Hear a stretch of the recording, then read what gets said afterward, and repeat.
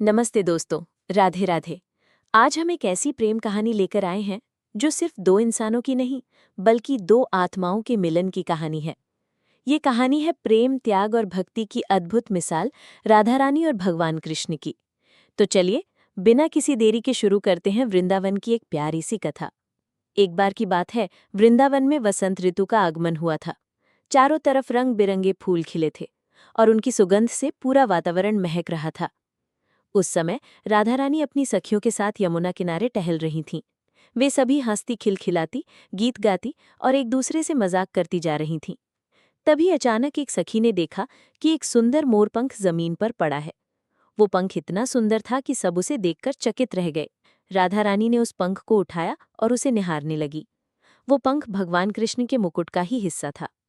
राधा रानी के चेहरे पर एक प्यारी सी मुस्कान आ गई। उन्होंने उस पंख को अपने पास रख लिया और अपनी सखियों से कहा, देखो, इस पंख में मेरे शाम की खुशबू है। ये सुनते ही उनकी सखियां भी खुश हो गईं। कुछ देर बाद उन्हें दूर से भगवान कृष्ण की बांसुरी की मीठी धुन सुनाई दी। राधा रानी ने तुरंत पहचान लिया कि ये उनके प्यारे कृष्ण की बांसुरी की धुन है। उन्होंने अपनी सखियों से कहा, चलो हम उनसे मिलते हैं। राधा रानी और उनकी सखियां उस ओर चलने लगी जहां से बांसुरी की धुन आ रही थी। जल्द ही वे एक कदम्ब के पेड़ के पास पहुंची जहां कृष्ण अपनी गायों के साथ खड़े होकर बांसुरी बजा रहे थे। कृष्ण ने जब राधा रानी को देखा तो उनके चेहरे पर भी एक मनमोहक मुस्कान आ गई। उन्होंने बांसुरी बजाना बंद कर दिया और राधा रानी के पास आ गए। राधा रानी ने तुरंत वो मोरपंख उन्हें वापस कर दिया और कहा, श्याम, ये आपका ही मोरपंख है, ये जमीन पर गिरा हुआ था। कृष्ण ने वो पंख लिया और उसे अपने मुकुट पर फिर से लगा लिया। उन्होंने राधा रानी की आंखों में देखा और धीरे से कहा, राधे, मेरा हर एक हिस्सा, चाहे वो मेरा मोरपंख हो या मेरी बांसुरी, सब कुछ तुम्हारे लिए ही है। ये सुनकर राधा रानी भावुक हो गई और उनके चेहरे पर एक अद्भुत चमक आ गई। ये कहानी हमें बताती है कि राधा और कृष्ण का प्रेम कितना गहरा और पवित्र था। उनका संबंध केवल भौतिक नहीं था, बल्कि आध्यात्मिक और आत्मा का संबंध था। उनका हर एक क्षण एक दूसरे के प्रति प्रेम और समर्पण से भरा था। राधा रानी के इस भावपूर्ण समर्पण को देखकर कृष्ण ने अपनी मधुर मुस्कान के साथ कहा, राधे, जब भी मैं अपनी बांसुरी बजाता हूँ उसकी हर धुन में तुम्हारा नाम होता है। क्या तुम जानती हो क्यों? राधा रानी ने धीरे से सिर हिलाया। उनकी आंखों में उत्सुकता थी। कृष्ण ने आगे बढ़कर राधा का हाथ पकड़ा और बोले, क्योंकि मेरी बांसुरी की धुन तब तक अधूरी है जब तक उसमें तुम्हारे प्रेम की मिठास न घुल जाए। इस सृष्टि में जो भी सुंदरता, जो भी आनंद और जो भी प्रेम है, वो सब तुमसे ही है। कृष्ण की इन बातों से राधा का हृदय आनंद से भर गया। उस समय उनकी सखियों ने मिलकर एक प्रेम भरी रासलीला की शुरुआत करने का प्रस्ताव रखा। सभी खुशी खुशी रासलीला के लिए तैयार हो गए। राधा रानी और कृष्ण ने रासलीला की शुरुआत की। उनकी जोड़ी ऐसी थी मानो चांद और चांदनी एक साथ नृत्य कर रहे हों। हर कदम में प्रेम था, हर मोड़ में एक कहानी थी। वृंदावन के हर पेड़, हर फूल और हर पत्ती ने इस अद्भुत क्षण का आनंद लिया। तभी अचानक नंद बाबा और यशोदा मैया वहां आ गए। वे दोनों अपने बेटे और उसकी प्रिय राधा को देखकर बहुत खुश हुए। यशोदा मैया ने राधा रानी को गले लगाया और कहा, मेरी प्यारी राधा, तुम हमारे कान्हा के जीवन में एक नई रोशनी लेकर आई हो। राधा रानी ने विनम्रता से सिर झुकाकर यशोदा मैया का आशीर्वाद लिया। ये देखकर कृष्ण को बहुत गर्व महसूस हुआ। उनका प्रेम केवल दो लोगों का नहीं था, बल्कि पूरे वृंदावन का प्रेम था। उनकी कहानी सिर्फ एक प्रेम कहानी नहीं थी, बल्कि एक ऐसी कथा थी जिसमें भक्ति, समर्पण और त्याग का अटूट संगम था। राधा और कृष्ण का प्रेम आज भी हमें ये सिखाता है कि प्रेम का अर्थ सिर्फ पाना नहीं, बल्कि एक दूसरे के प्रति पूर्ण समर्पण और सम्मान रखना भी है। अगले दिन वृंदावन में एक और उत्सव की तैयारी हो रही थी, यमुना मैया की पूजा। इस दिन सभी गांव वाले यमुना नदी के किनारे इकट्ठा होते थे और यमुना मैया को धन्यवाद देते थे, क्योंकि वही वृंदावन की जीवन रेखा थी। यशोदा मैया ने राधा रानी को भी इस पूजा में शामिल होने के लिए बुलाया। राधा रानी तुरंत तैयार हो गई और अपनी सखियों के साथ यमुना किनारे पहुंची। कृष्ण भी अपनी ग्वालबाल मंडली के साथ वहां मौजूद थे। पूजा शुरू हुई।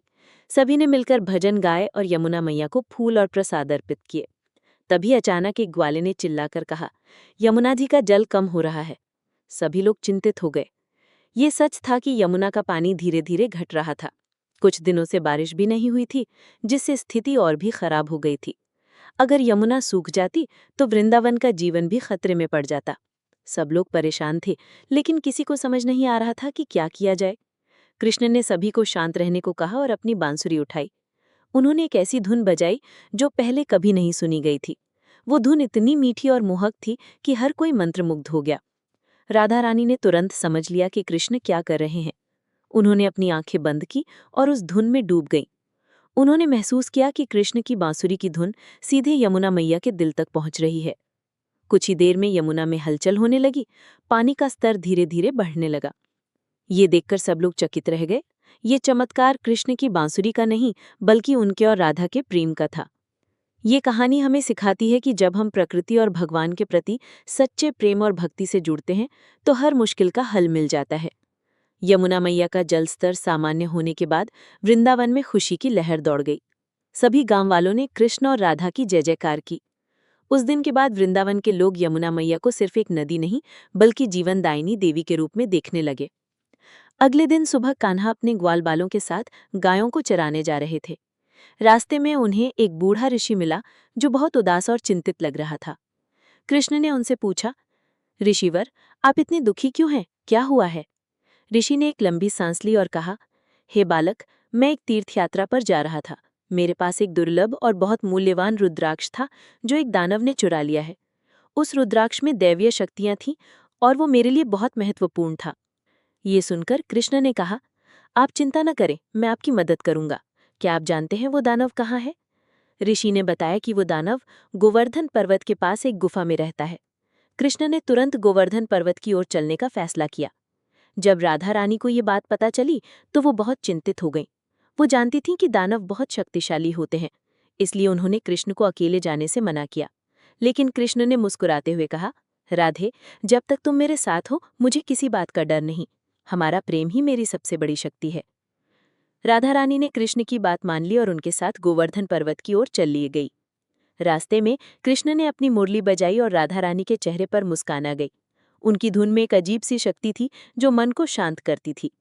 जब वे गोवर्धन पर्वत पर पहुंचे तो उन्होंने देखा कि वो दानव एक बड़े पत्थर के पीछे छिपा हुआ है।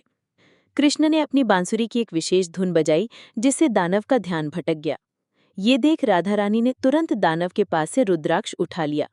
दानव को कुछ समझ में नहीं आया कि क्या हुआ। जब तक वो कुछ समझ पाता तब तक कृष्ण और राधा रानी रुद्राक्ष लेकर वहां से जा चुके थे। उन्होंने रुद्राक्ष ऋषि को वापस कर दिया। ऋषि बहुत खुश हुए और उन्होंने राधा और कृष्ण को दिल से आशीर्वाद दिया।